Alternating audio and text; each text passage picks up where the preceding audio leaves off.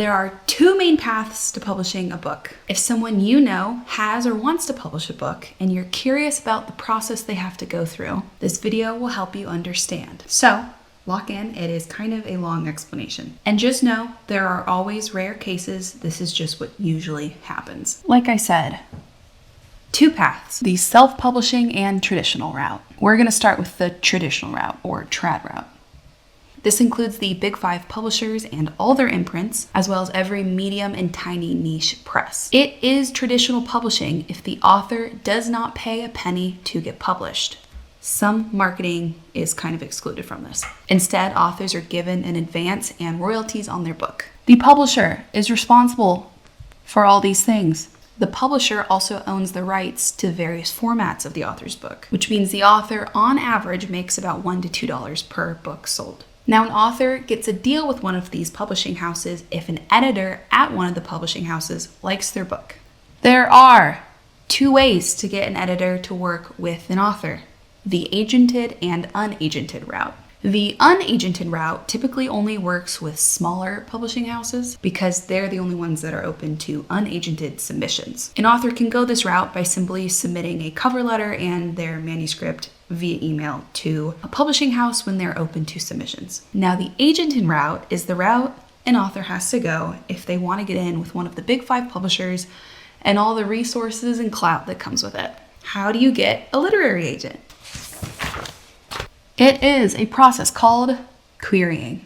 This is where an author essentially sends a pitch, their title, their word count, and comp titles to an agent. Most agents want to see a little bit of the author's work, anywhere from 1 page to 10 page to the whole manuscript. Being in this querying stage is fondly called the query trenches, because it is exactly how it sounds. There are 2 ways to query a literary agent: the unsolicited route and the requested route. Unsolicited pitching is when an author simply looks at an agent's website, sees if they rep their genre and if they're open to cold queries, and simply sends them their query letter and appropriate materials. The agent then has the lovely task of going through the slush pile and picking out the manuscripts that they connect with. My understanding is that this process has gotten pretty extensive the last 5 or so years, to the point that agents are getting 1,000, if not more, queries per month. AI, of course, has not helped with this because people are using AI to write a book and then calling it their own work. Now, the second querying option typically happens when an author takes part in a pitch event, which can be in person or over social media. Now, if an agent likes an author's pitch, they can invite them to query them. Some agents have even found authors on social media, typically ones with larger followings, and have invited them to query that way. If an agent likes an author's query or pitch and the little bit of materials that they've read, they will then do something called a full or partial request. If the agent reads the whole manuscript and likes it, connects with it, thinks they can sell it, the agent will offer the author representation. If an author accepts said representation, they typically go through an editorial process before the agent then takes the author's book onto submission with publishers. At this point, authors still have not paid anything or been paid anything. Agents only make their money from book sales. I think it's like 10 or 15%, I'm not sure. Many manuscripts die in the query trenches because an agent simply doesn't connect with the book, because the agent isn't confident they can sell it in today's market, or the book just has too many issues. Books also die on submission to publishers for the same reason. If an editor buys an author's book when it's on submission, that book will be published in 2 to 3 years. So yes, the books being released by medium to big publishers in 2026 were bought probably in 2024, if not before. Okay, are you still with me? That's the trad route. Now there's self-publishing.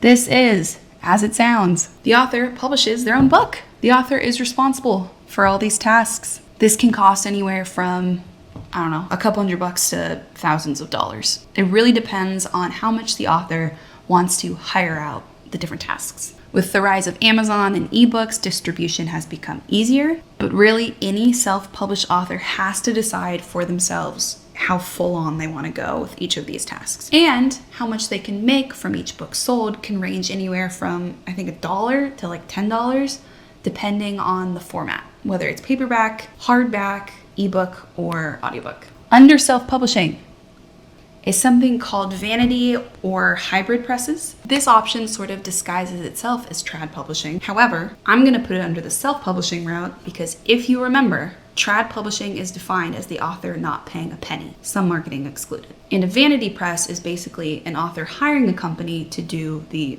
tasks that I listed previously. So, a recap. 2 routes, self-publishing and trad publishing. Under trad is the agented and unagented route. And then an offshoot of self-publishing are those vanity presses. Now, this is for each book that an author writes, unless they stay with their same agent, although it's not uncommon for an author to switch agents in their writing career. If you're curious why an author would choose one route over the other, I'm going to share some drawbacks and positives of each route. In general, trad publishing offers authors support, connections, and funding. However, authors are capped by their contracts and have little control over their cover, distribution, and so on. So, trad publishing is less control and more support. Also, trad publishing has sort of become the route for more commercial books, so books that are written for the mass public. If an author has a book that is a niche subject or niche genre, they will likely not get an agent or a publishing deal with a big publishing house. And then self-publishing in general is the opposite. Authors are flying solo without the support of an agency or publishing house, but they have all the control. And they don't have to wait 2 to 3 years to publish their book. And for some, it's their only option because they tried to get an agent or they tried to get a publishing deal and it didn't work out, and they believe in their book enough to not shelve it. One last thing to note, some successful authors like Andy Weir, Colleen Hoover, started as self or indie independent published and then got picked up by a traditional publisher. The flip of that is that some successful trad authors like Brandon Sanderson and Blake Crouch switched to self-publishing because they liked the control that it gave them. And then some authors do a combo. They trad publish their more commercial books and they self-publish their more niche books. There's really not one you made it route. Each author has to decide what success looks like for each one of their books. If you made it to the end of this video, hopefully you're a little bit more informed on what your author friend has or is going through. If you know more than me, please let me know what I got wrong or what I left out. And if you're an author, let me know where you're at in the process and which route you took. Thanks for watching.